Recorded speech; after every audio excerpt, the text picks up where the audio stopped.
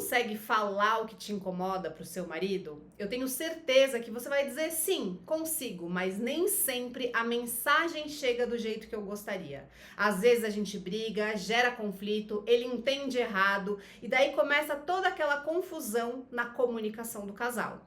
É isso que eu normalmente escuto das mentoradas com quem eu trabalho e das minhas seguidoras também no Instagram.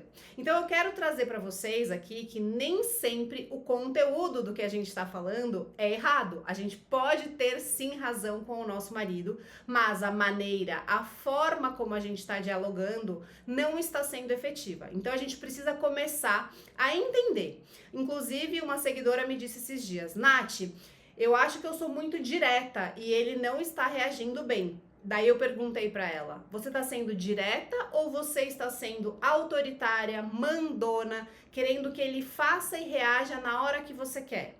A gente tem muitas vezes um problema de atuar com os nossos maridos como se a gente fosse mãe deles. Então a gente sai do nosso papel de mulher na comunicação, né? Em vez de inspirar, de conversar de um jeito doce, através de um beijo, de um carinho, a gente já entra naquela postura, como a gente fala com os nossos filhos mesmo, né? Faz isso, faz aquilo, por que você não fez? Não gostei disso, isso tá errado. Então, o nosso marido, ele vai reagir mal, ele não vai escutar aquilo que a gente tá falando. Não sei se vocês já viram o vídeo do pastor Cláudio, que eu gosto bastante desse pastor, apesar de eu ser católica, eu acho ele o máximo, que ele fala que os maridos entram na caixa do nada, né? E aí, se a gente fica nessa comunicação, eles vão entrar mesmo na caixa do nada e vão fingir que a gente não está falando com eles, eles vão ignorar ou vão partir pra briga, né? Vai começar a rolar uma mega discussão ali na sua casa. Então, para começar a resolver todos esses problemas na comunicação, eu quero primeiro te trazer um insight, né, um conselho do que é realmente uma boa comunicação de casal, porque eu vejo que os casais hoje em dia estão um pouco perdidos nesse assunto. E a mulher, como ela é a pessoa que mais busca conhecimento na maioria dos casos, você precisa ser a responsável por começar essa transformação. Então, se você começa a mudar a forma como você se comunica com seu marido, ele, consequentemente, é muito provável que ele vá aderir a essa nova comunicação, que ele vai estranhar, mas que ele comece a transformar também o jeito dele falar com você, tá? Então, a primeira coisa que a gente tem que entender é o que significa, né, um diálogo? O que significa o diálogo do casal? Se a gente for buscar na origem da palavra, diálogo é através do verbo, né? Então, se a gente for buscar essa etimologia e o verbo, o que mais que a gente pode trazer de significado? O verbo se fez carne. Então, a gente entende que o diálogo, a palavra, não é só esse som que sai da nossa boca. A gente está falando do próprio Cristo, através do verbo. Então, o diálogo, ele tem um potencial de trazer a intimidade, de passar o amor, né? Da gente se aprofundar realmente na intimidade do casal, né? Então, através do verbo. Através do verbo. E o verbo é o Cristo encarnado. E o Cristo encarnado é o amor. Então, a gente precisa entender isso para ver como é profundo a comunicação do casal e como é profundo quando essa pecinha tá fora do lugar. Então a gente precisa começar a ajustar a nossa comunicação. Muita gente entende que tem que chegar e falar sobre coisas super profundas com o marido e ter discussões, né, filosóficas todo dia a hora que chega em casa. Isso é muito exaustivo, né? A gente precisa começar essa intimidade através do cotidiano, da vida ordinária, das coisas que acontecem, pequenas coisas ali do nosso dia a dia, um seriado que a gente viu, um livro que a gente leu. E para isso a gente precisa resolver dois problemas. O primeiro problema que a gente tem que resolver é a gente entender as coisas que passam dentro de nós. O que são essas coisas, né? Os sentimentos, as nossas emoções. Então a gente precisa estar ali numa presença, primeira coisa, trazer a presença para o nosso corpo para que a gente possa identificar como eu estou me sentindo hoje e também perceber como o nosso marido está se sentindo. Então a gente precisa começar a apurar o nosso senso crítico e a nossa presença física. Por quê?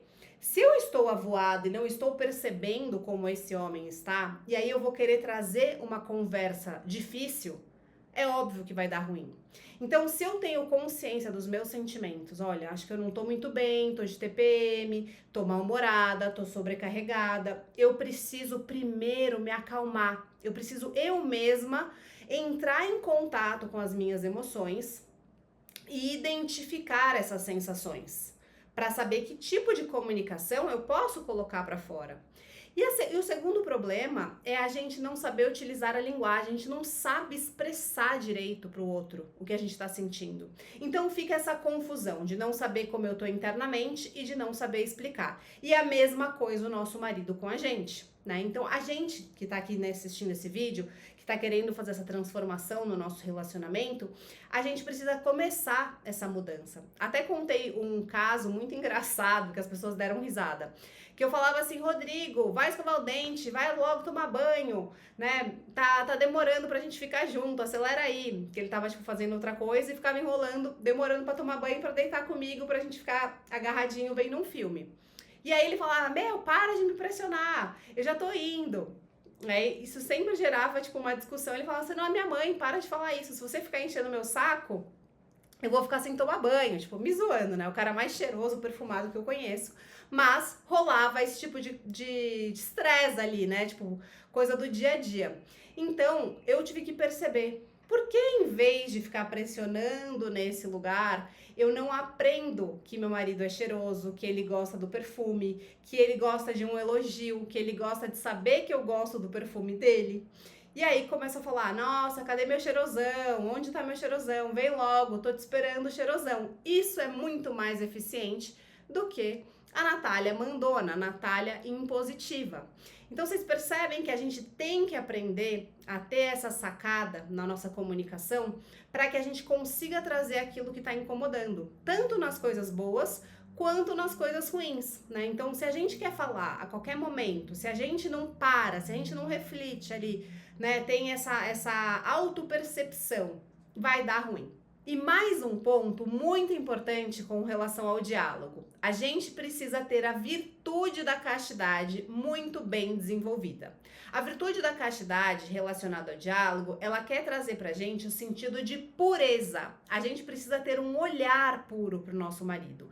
Muitas vezes a gente olha só as partes que a gente não gosta. Ah, ele é preguiçoso. Ah, ele não tá cuidando dos filhos. Ah, ele não tá me ajudando em casa. Você não está vendo o homem completo que ele é, só está olhando as partes que você não gosta. E a gente esquece que nós somos imagem e semelhança de Deus. Então, quando a gente traz essa virtude para o nosso olhar, a gente vai lembrar do potencial do nosso marido. Ele tem esse potencial de ser o melhor homem, de ser um homem bom, de ser um homem que vale a pena a gente ter um diálogo, né? Então, o verbo, o amor, né? Falar através do amor, dessa contemplação, desse olhar de pureza. Se a gente está conversando com o nosso marido sem essas pedras na mão para jogar com ele, a gente está fazendo uma contemplação amorosa. A gente está com todo o nosso ser abertos para ter esse diálogo. Quando a gente já vai com as pedras na mão, a gente já tá no modo reativa, a gente já tá no modo mandona,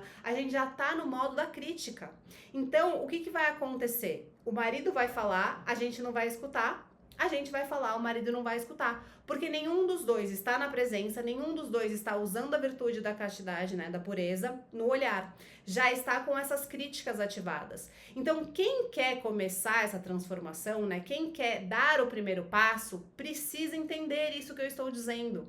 Isso mostra a profundidade do diálogo na relação. O diálogo, quando a gente começa um relacionamento, quando a gente tá ali na paquera, tal, é o que faz o filtro, né? É o primeiro passo pra gente chegar perto daquela pessoa, né? Pra ver se tem atração, além da atração física, pra ver se os assuntos batem. Então a gente tem que trazer esse diálogo vivo. Não é só porque você casou que você vai falar só de coisa pesada ou só ficar dando palestra pro seu marido. A mulher precisa buscar os interesses, né, se desenvolver ali pessoalmente, mas não só no que ela quer, e sim também prestar atenção quais são os interesses do meu marido para eu me desenvolver nesses interesses. E vice-versa, o marido também. Daí você pode me dizer, ah, mas o meu marido não vai fazer esse movimento. A gente não sabe.